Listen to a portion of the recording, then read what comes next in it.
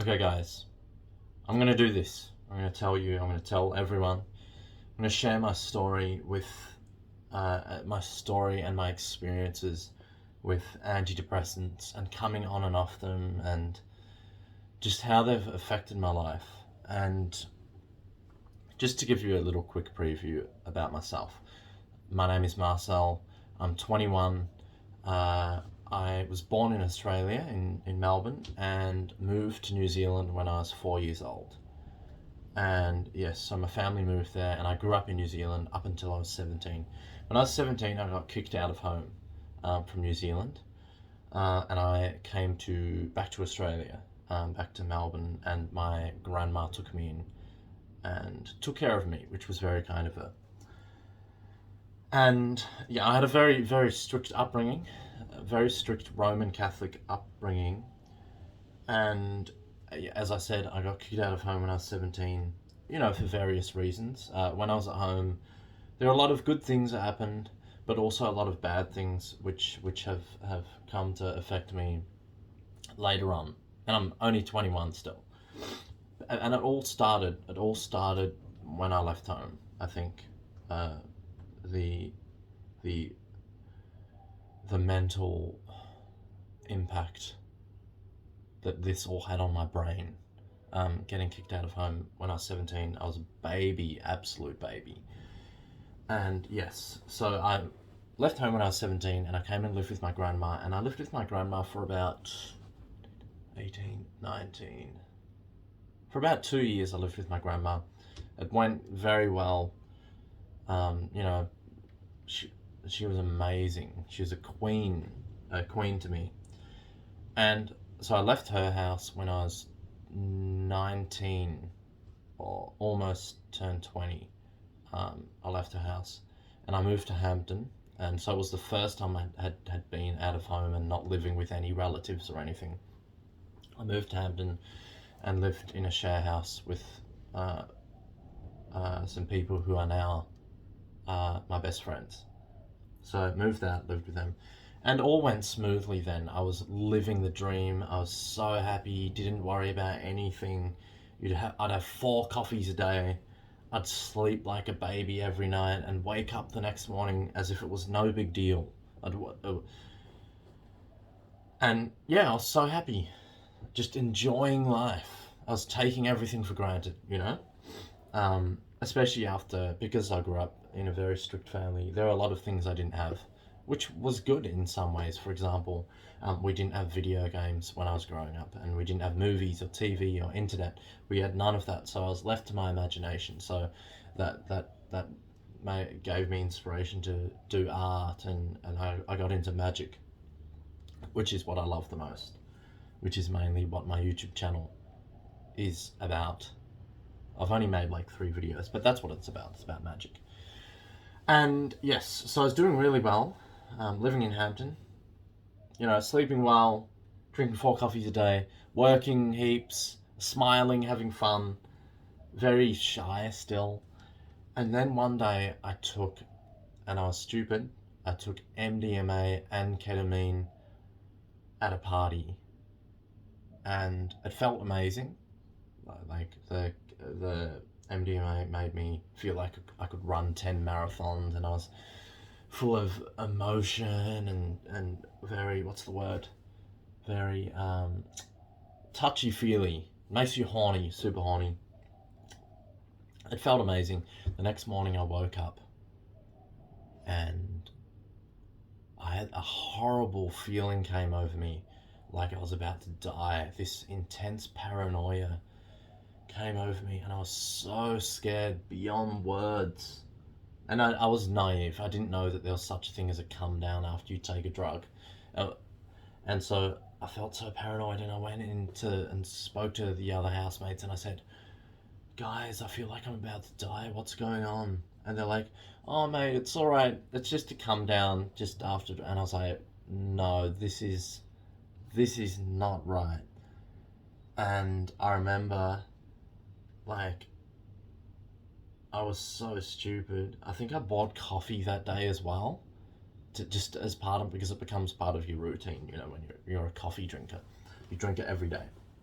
So I bought coffee, and then I started this paranoia, panic feeling, which lasted all day, and I didn't know what was going on. I was like rubbing my hair, walking in circles. I couldn't keep still. I was so worried and paranoid, and later I found out that this was anxiety, from just because I think I'm a very deep thinker and analytical person, and I overthink everything. And yes, so I started becoming super paranoid, and this paranoia didn't go away for weeks, months. It didn't go away. I had panic attack after panic attack after panic attack. I'd ring my granddad and I'd say, "Hey, Olpa, can you drive me to the hospital? I'm having another panic attack." He lives nearby me, so I'd ring him and I'd say, "Can you drive me to the hospital?" And he'd drive me to the hospital, and I'd wait in the hospital ward for hours, just like like that for hours. And it's torturous pain, this anxiety, just beyond words. I couldn't work at all.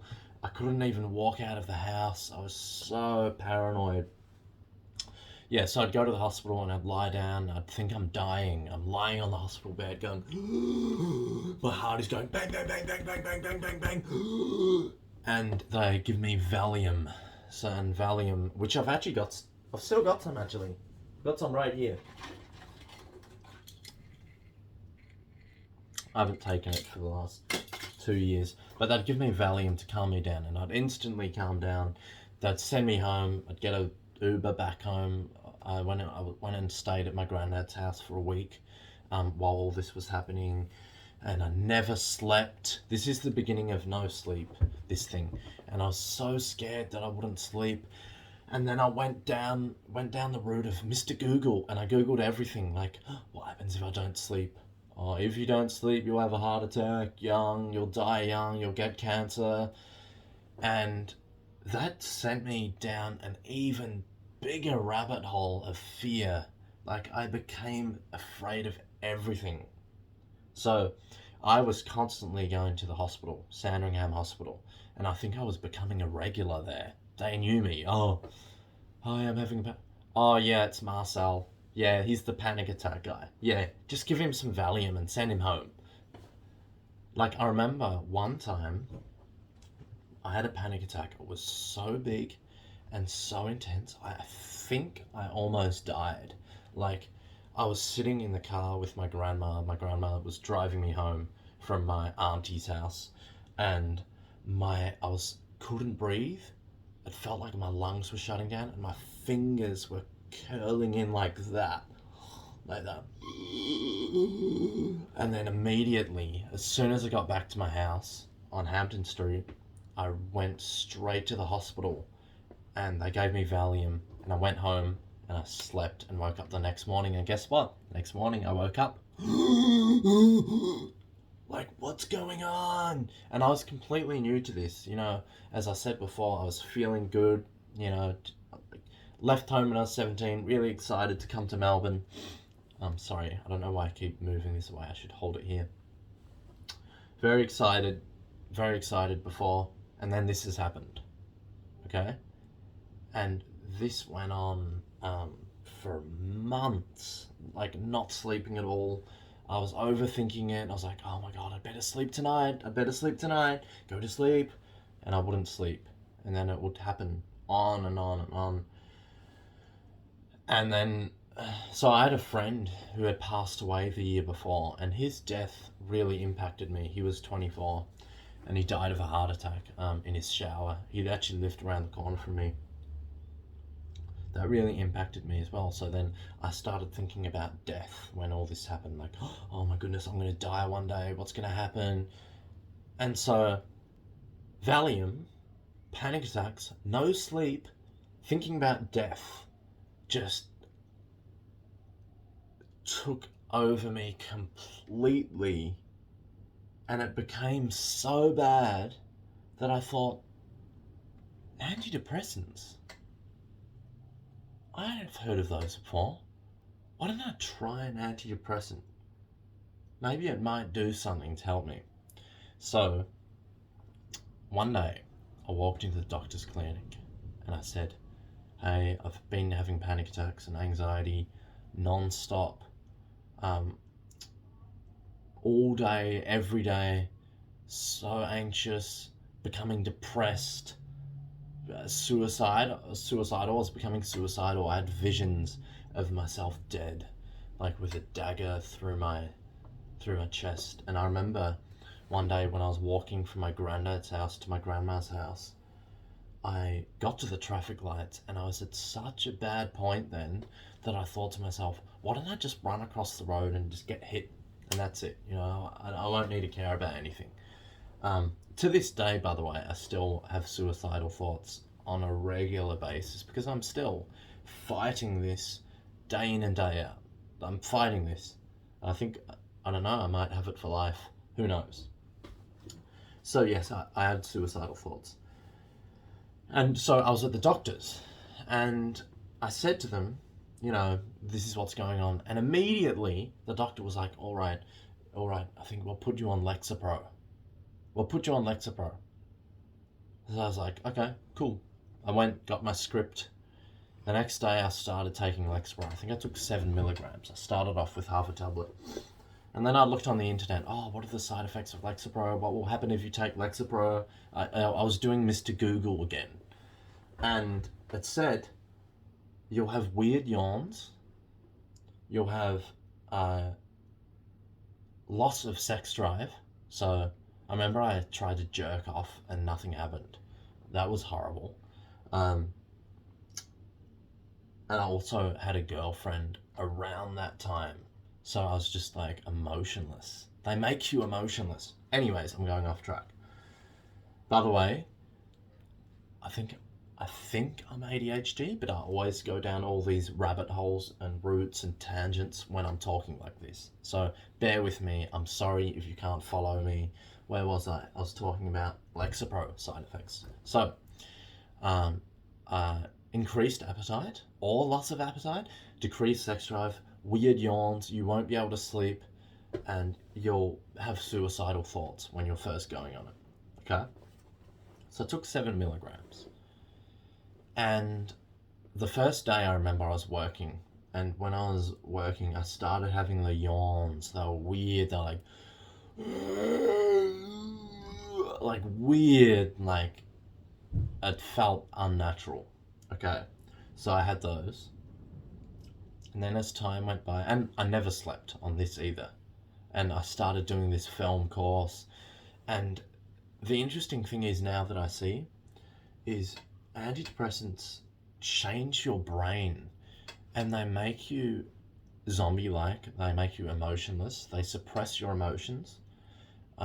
So I feel sorry for both girlfriends that I had while I was on antidepressants because I wasn't real Marcel. I wasn't full Marcel like how I am now and who I was before.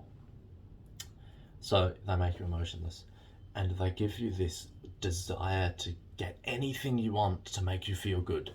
Because you don't have your full emotions, you will do anything you can to feel satisfied or happy. And for me, that was I started dyeing my hair blonde, put makeup on to feel better. I'd spent thousands of dollars on Kanye West merch, and I became really arrogant and did anything I could to make me feel better, like this empty feeling of happiness that I was always seeking. And so yes, dyed my hair, and I did a film course, and I was still always so anxious, never slept. I kind of learnt a few things from this film course, which I've taken away with me today to help me with my magic videos. But eventually it got to the point, and I had a girlfriend, she was Indian, half Indian, and I don't know if I should say this, but I lost my virginity to her then, and it's very hard for people who aren't on antidepressants to understand someone who is on antidepressants because, as I said before, the person who is on antidepressants has their emotions, has either no emotions or hasn't really kind of leveled. So you're neither fully happy nor fully sad. You're kind of just like, yeah, hi, yeah, yeah, that's cool. Hi, nice to meet you. It's like that, and it's horrible. So, eventually, I, I got sick of that Lexapro antidepressant, that first one, and I stopped taking it. I quit it cold turkey. And guess what happened? It all continued. The anxiety came back, which was already there. It was in full force. Bang, bang, bang. Attack, attack, attack. Didn't sleep. And I tried to hold out for ages, like, Marcel, you can do this. I think I had one day or like a few hours where I was like not anxious. Like in that whole period of months, there was one day where I wasn't anxious at all. I don't know why. And then I realized, oh, I'm not anxious. And then I became anxious again. So that was horrible. And then I went back to the doctors. And this is when we all had to wear masks for COVID. So wearing masks didn't help with anxiety, shortness of breath. So that was horrific. So I went back to the doctors and I said, look, I was just on Lexapro, I came off cold turkey. Can you give me another antidepressant to make me sleep? So they gave me mirtazapine, which is a sedative antidepressant. Okay? So that night, when I came home from the doctors, I was like, okay, I hope I sleep. I took half, or maybe it was a quarter of a tablet. And bearing in mind, I hadn't slept for so long before that. I took a quarter or a half, and within like 15 seconds, I was gone. I slept all night until 2 p.m. or 3 p.m. the next day, and I woke up all gluggy and like, dumbed out. Went to work in Spud Bar, which was like a potato takeaway place in Richmond. And I lived in a disgusting, dark, dirty house. It felt like someone had been murdered there. It was like a drug den. One of my housemates, actually both my housemates, smoked weed like none other. Just like all day. Bongs, 24/7. They'd come home, one of them in particular, he would come home just high off cocaine. Yeah, one of them, the one that came home high off cocaine, he had come out of the army. I feel sorry for him. He saw hell in Afghanistan. The things that he saw there were crazy. So I understand why he did that, why he took drugs. The other one, he smoked weed and I tried to get him off it. Like, I was like, oh, you should come off the weed, like, while I'm taking antidepressants. What? But anyways, I helped him come off the weed. Okay, so going back to, I slept all night till, and then I'd go to work, and I'd go to work all dumbed out and gluggy. I'm sure I was a shitty worker, probably. And I think my boss, Gene, who is a legend, I think he understood. I hope he understood. Anyways, so I carried on like that all of last year, 2021. I was like that, dumbed out all day, every day. I had a girlfriend who was lovely, and I think she was sent for me, especially by God or the universe or whatever, whatever you want to call it. She was sent to me. She was a big support. Kind of kept me sane. I would have gone crazy if not for her. She loved me. I loved her as much as I could on my emotionless well, I guess, if you could put it that way. Yes, so I'd sleep all day till 2 p.m, go to work, come home, anxious. Yeah, I'd be anxious all day at work. Even while I was on antidepressants, I was anxious. So, like, why was I taking them? I think I was not trying hard enough to fight it, even though I was struggling like crazy. And it was just a horrible 2 years. The last 2 years being on them. I was on 15 milligrams of each antidepressant. And yes. And the worst thing is, I tried to run, I tried to do exercise a few times, and I just gave up. Like, I was a zombie. Like, I ate shitty food all day, every day. You know, drank sugary drinks, drank like Pepsi, and I ate burgers, and then I slept till 2 a.m. 2 a.m. 2 a.m. 2 p.m. I slept till 2 p.m. I'd sleep like 14 hours, but sedated like a zombie. You know, I'd fuck around so much, have sex all like too much, uh, never exercised, ate shit, never got anything done. Like the thing with me with girlfriends is the way my brain works. As ADHD as I might sound, my brain works like this. It's like, okay, Marcel, you want to be a professional magician? Don't let any other distractions come in which might hinder you from doing that. And having a girlfriend, as nice as it was, and comforting and comfortable as it was, it took away my focus from what I wanted to do. And obviously, because I was a zombie, I was no way as motivated as I am now with magic. So I practiced all the time, but I wasn't motivated to like get anywhere or learn anything huge. So, uh, I feel like both my girlfriends that I had, they were sent like for those years, like just to kind of help me out and then kind of leave. Finally, and by the way, I was always suicidal, suicidal thoughts, and I became an alcoholic. I became an alcoholic. It was crazy. So I'd try and make my own little videos using my camera and some editing software, and then for some reason, every time I edited, um, the screen would say media offline, and everything would go red, and it all stopped working. And then I'd go into this crazy, angry temper.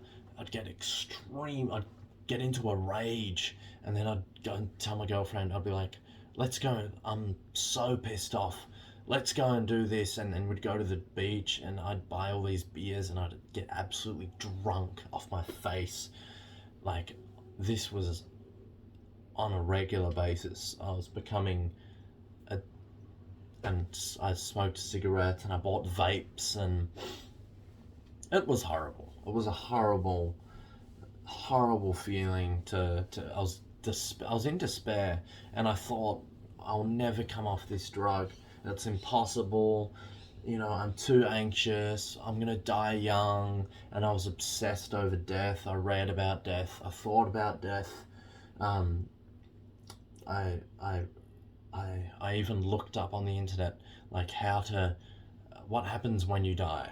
Like, do you really go to heaven or hell when you die? Because that was what I was raised with. I was raised with, if you do good and you're in the state of grace and you don't sin, you'll go to heaven when you die. And if you're bad and you've jerked off and you haven't gone to confession, you'll go to hell. That's what I believe. That's what was enforced in my brain since I was little. So yes, I became obsessed with death, and then I kind of looked up like how to make death your best friend so you're not scared of it, and how it will come tapping on your shoulder one day and say, "Come with me." I tried to fight it like last year, but it was hard because I was a zombie and I didn't have emotions. So this is why antidepressants are so bad for you. Like, I shouldn't even need to explain now why antidepressants are so bad for you. I was lazy. You know, my girlfriend would say, "Oh, can I come over?" And I'd say, "Okay, yeah, cool, come over." "Oh, yeah, let's watch Netflix." "Okay, let's watch Netflix." "Oh, yeah, let's get some Uber Eats while we're at it." Yeah, blow money on Uber Eats. I blew money on Ubers because I was lazy to get to places. "Oh, can I stay the next morning?" "Okay, yeah, you can stay the next morning." Let's have cuddles in bed for 10 hours. Or let's watch Netflix in the morning. Let's finish watching this. So as you can see, I never got anything done. I never got anything done. Uh, so, but again, as I said, my girlfriend was lovely. Um, she helped me through a lot of stuff. I think she genuinely loved me and cared for me, and I'm very grateful for that. So it comes to the end of the year, and I used to, on occasion, like once or twice a week, I'd visit my grandma. And yeah, so I'd visit her, and she would always say to me, Marcel, you've got to come off these drugs. She could see how messed up I was. Like, everyone in my family could see how messed up I was. Like, I was always becoming obsessed with different things. Not that I still am like that, but I was always becoming obsessed, constantly dyeing my hair blonde. That's not me. I'm not a blonde person. And it came to the end of the year. It came to Christmas Day. It was Christmas Day. I was with my family. I don't think I'd slept the night before. By the way, I still had a lot of trouble sleeping whilst taking this sedative antidepressant. I had a lot of trouble sleeping. It was Christmas Day, and my uncle said to me, this uncle that I'm talking about he is by far my favourite uncle and one of my favourite family members. I only have a few. And he genuinely cares about me, loves me. In fact, he's actually a Catholic priest. Yes, he is like a godsend. Like, he is so kind, gentle, understanding. And he said to me, Marcel, you've got to come off these drugs. Let's do it together. I'll help you do this. And he had already said to me before, Marcel, stop taking those. It's a band-aid. Stop taking them. Come on. And so I was like, okay, let's do this. I'm going to do it. I'm pumped. I want to come off these. And so we started. Cut down really small. And I kind of gathered a group of people around me to support me come off these. And the thing that I did, and it all worked out really well. It worked out so well. And I'm beyond grateful that I know that I can do it, So what I'd do is I'd cut down little, like over a month, like a crumb I'd take off the tablet. It was a 15 milligram tablet. And I'd work out every day. I'd go to the gym. I ate really healthy, no sugar. I did keto diet. Like, I had no carbs. I just had vegetables. Literally just vegetables, lentils, chickpeas, some eggs, maybe some chicken. I had chicken. So I did that, and I did that for months. And I slept well doing that. And, I went out and made friends. I started performing my magic for real people. I started going out, attacking stuff. I met an amazing man who has changed my life. He's my magic teacher, Paul. I started going and having lessons from him. He inspired me. He has a crazy life, much more crazy than mine. But, he gave me support. He gives me support. He gave me comfort. He was like, yeah, you can do it. If I could do it, you can. And so just all these things happening, I did so much exercise, running 5Ks. And then after months, let's say it took me January, February, March, April, May, June. It took me about 6 months to come off antidepressants. 6 months to come off 15 milligrams. I went to my doctor at one stage because I was still weaning off. I went to my doctor and I said, hey, I just want to get another prescription for mirtazapine. And she said, are you still weaning off? And I was like, yeah. And she was like, wow. And I was like, exactly. The doctors at the clinics, they have never been on antidepressants. They don't know what it's like. You don't wean off quickly. It's on the internet, and doctors, they prescribe, over maybe a month, wean off.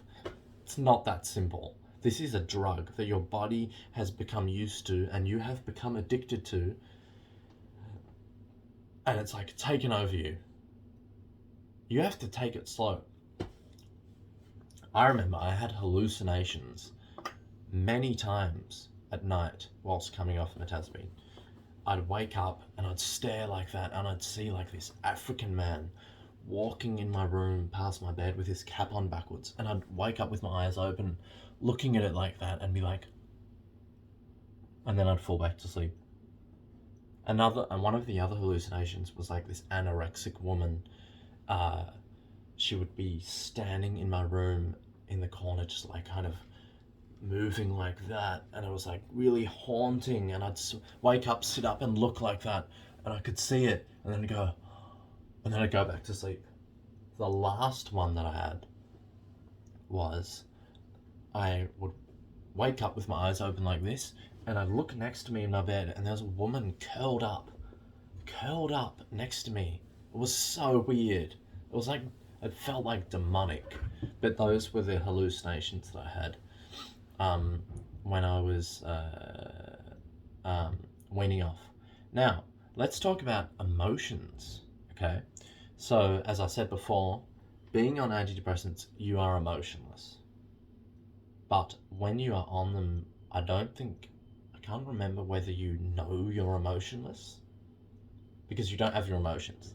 I don't know how to explain it.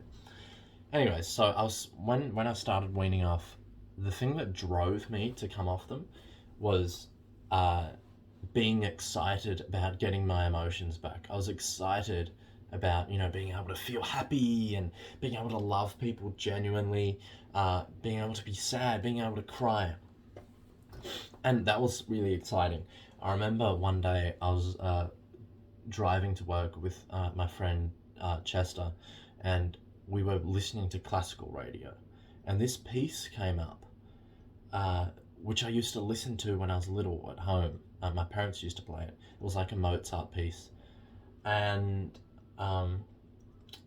like, I got goosebumps. I didn't heard this piece since I was little, and by the way, I hadn't cried for years, obviously, since my friend passed away. He passed away in 2020 or 2019. I think it was 2020 he passed away. So I hadn't cried for 20, 21, 22, like almost 2.5, 3 years. I hadn't cried for. So anyways, this piece was playing, and I immediately burst into tears, and it was this deep cry, and I just cried so hard, and like everything came back, and Chester, who is a funny, humorous person, which is why we get along very well. We're both very silly. He started saying silly things, and then I started laughing and crying, and it just felt so amazing to be able to cry, okay? So then, eventually it came to the point where I'd stopped taking the antidepressants, and then I was taking melatonin to help me sleep, and I was still exercising, etc. And so my sleep was still not very good, and I was taking melatonin. I think I took melatonin for too long, where my body stopped producing it. And I remember I was working for a friend, doing gardening, and my sister rang me, and she said, "Marcel, Dad's very sick. He's having a colonoscopy or something like that." And without going into too much detail, I don't have a very good relationship with my parents, which have been trying to figure out and work out. Not at all entirely my fault. But anyways, that news, with the fact that I hadn't slept the night before, made me cry, and I cried for hours. I was just doing gardening, just crying my eyes out, and it felt so amazing. It was so deep. Like, I just cried, just bawling. I think I was like hacking some grass edges on a nature strip. I was hacking them because we didn't have one of those little rolly cutter things with the round blade that cuts the edges of the nature strip. But yeah, I was just like hacking away like that, like bang, bang, just like crying my eyes out. And the guy that I was working for, Jay, he was just like looking at me. He was just so confused because usually I'm happy, outgoing, silly, funny, always joking. Like, you'd never think that I would cry, but I do. But yes, so I was crying for hours, and then it felt so good, and then I think I got COVID again. I'm not vaccinated, but I got COVID again. I shouldn't have put that in there. People are going to judge me over that for not being vaccinated. Can you believe what the world has come to? So yes, I got COVID, and then I got a really stable job, and I was sleeping every night naturally. And but the big war is for me is I want to do so many things in my life. There's so many things I want to do. Whether it's making videos, going out performing, and when I go out performing and I come back at night, my brain is wired. I am buzzing beyond belief. My brain is like, this is like when I get back home. So it's like, how am I supposed to sleep? And those are the nights where I take a sleeping tablet. And I always think to myself, Marcel, and it's so haunting. It's like, Marcel, maybe you need to accept the fact that you will never be able to sleep well. Your brain runs too fast. You're too ADHD, you know? And that's what I'm going through right now. Like, I've come off antidepressants. I'm fine now. I exercise. I try and run 4 or 5 Ks a day without stopping. I try and eat healthy, which I haven't been doing the last few days. I've got a stable job. I've got great friends. My grandparents are very supportive, as always. And I'm happy. I'm happy with my life. I've achieved a lot this year. Like, at the beginning of the year, I had goals. And I think this is something that you should do as well if you're watching this. And by the way, if you've gotten this far in the video, thank you. It means you've put up with me, you know, put up with my little crazy tangents and routes and rabbit holes that I go down. Yes, so I had goals, and obviously my biggest goal was to come off antidepressants. I smashed that. You know, it was a lot of hard work, but I did it. The other one was to start making videos. I've done that. I've started doing that. I've made some pretty sick videos. I'm quite happy with myself. Another thing that I didn't have as a goal, but I accomplished, which is crazy, which I dreamed of, is I started getting into sideshow stunts. For example, this is when I met my magic teacher, who's been amazing and who's one of my best friends in life. He taught me how to hammer a nail right into my sinus like that. He taught me to hammer a nail into that.